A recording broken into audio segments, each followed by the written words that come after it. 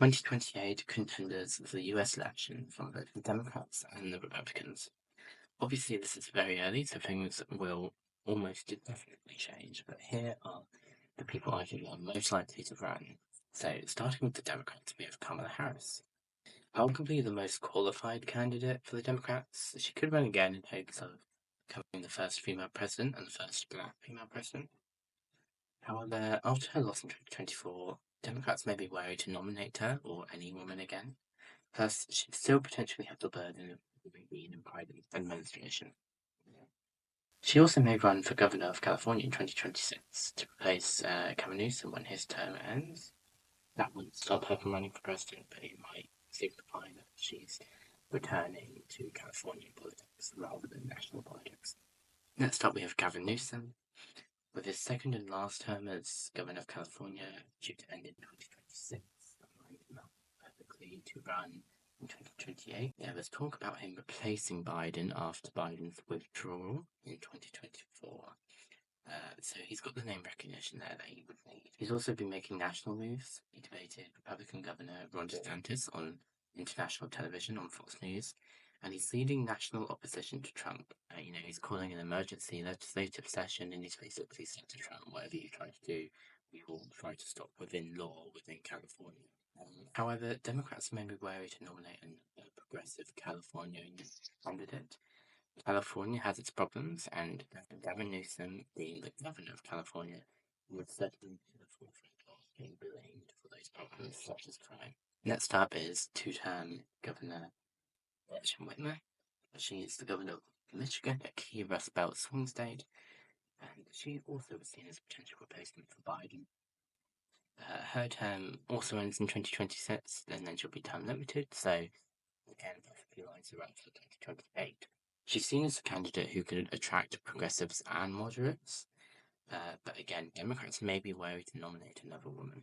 It's no argument she's been electorally successful. She was comfortably re-elected in 2022 alongside a Michigan Blue Wave, where the Democrats won the state legislature, and for the first time in many, many years had the state legislature as well as all four statewide offices.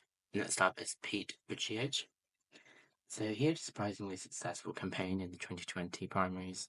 He became the first openly gay candidate to win a primary when he won Iowa in 2020. However, his stint as Secretary of State for Transportation gives him the baggage of Biden's administration, but also it will be long ended by 2028, and he just hasn't got the experience that maybe people would feel that he would need. Before that, he was only the mayor of a city in Indiana. He was nicknamed Mayor Pete. He now lives in Michigan, a key Rust Belt swing state, but he really didn't have the experience. But in 2026, he could run to replace Whitmer as governor, or for a House district. He's got options if he wants to try and get rid of that accusation that he doesn't have the experience, because at the moment that is probably a major problem for him. Next up is Wes Moore. So in 2028, Moore, the governor of Maryland, will be halfway through his second term. He was seen as a potential Biden replacement in 2024, and he may help with black voters. The Democrats may want to nominate someone with swing state appeal. And next up is Josh Shapiro. So he's a highly popular moderate governor. Obviously, the key Rust Belt swing state there with the most electoral votes. He's a potential candidate, and he was in consideration as Harris's running mate as well. He'd be halfway through his second term in 2028, so there'd be nothing stopping him. In terms of other candidates for the Democrats, there's obviously others. A lot of people have been talking about AOC running. I don't think she will, and if she did, I don't think she'd do very well, and she definitely wouldn't win again. I also don't think that she would do that anyway. I think if anything, she'll just, try and go up in New York politics, like governor or senator eventually. Amy Klobuchar, she ran in 2020. She could run again. She's a senator from Minnesota. Elizabeth Warren, she's a senator from Massachusetts, another solidly Democratic state. She ran in 2020, and obviously we have the long shot candidate, Marianne Williamson. She's now ran 2 cycles in a row, over which long shot campaigns. She's not a politician. She will never win, but she may choose to run for a third time. And now we have the Republicans. So the obvious one is J.D. Vance. So in 2028, Vance will have been Trump's vice president, assuming nothing changes, assuming Trump's endorsement advances, probably because he's potential heir to the MAGA movement. Next up, we have Nikki Haley. Nikki Haley, a 2024 contender. She stayed in the race until after Super Tuesday. She became the first woman to win a Republican primary when she won DC and Vermont, but she got absolutely smoked everywhere else. She really kind of embarrassed herself for staying in the race, but she said she'd stay until after Super Tuesday, and that's what she did. Though initially she was the anti-Trump candidate, she endorsed him at the convention, but she said that she will not serve in his cabinet. And this could be a problem for her if she intends to win over Trump's voters. By 2028, political roles that she has held will be long gone. She's been governor of South Carolina and the US ambassador to the UN.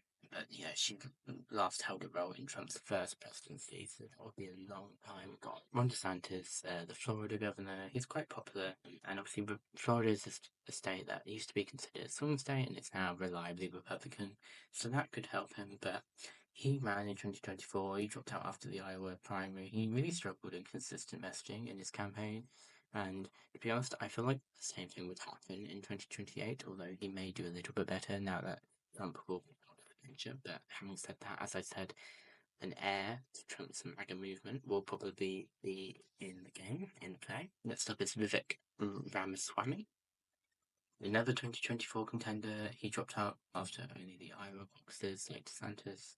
He's actually a businessman by trade, a bit like Trump was before his entry into politics.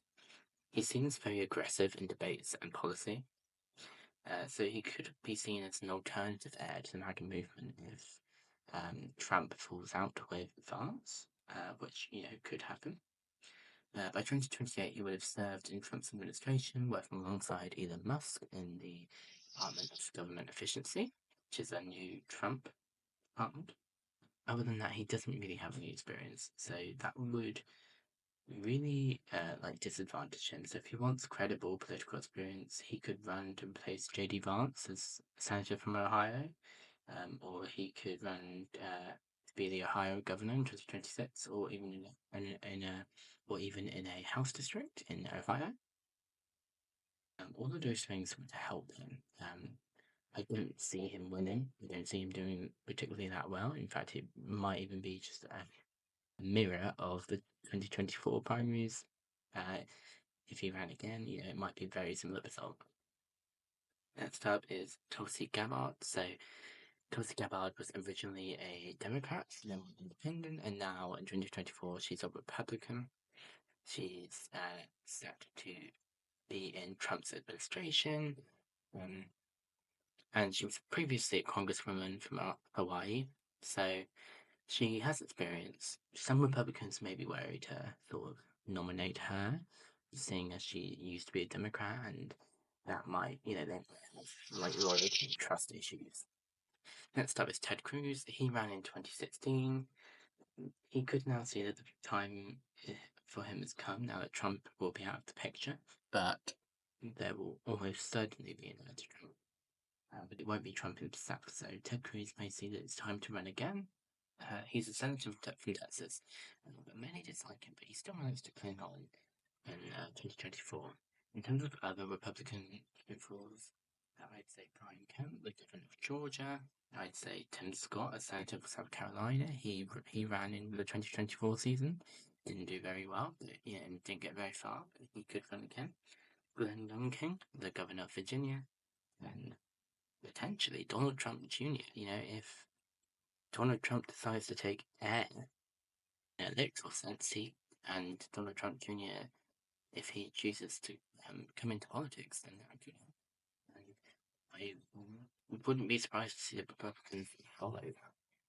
I wouldn't be surprised to see Marco Rubio, though, also senator from Florida and in Trump's administration in second presidency.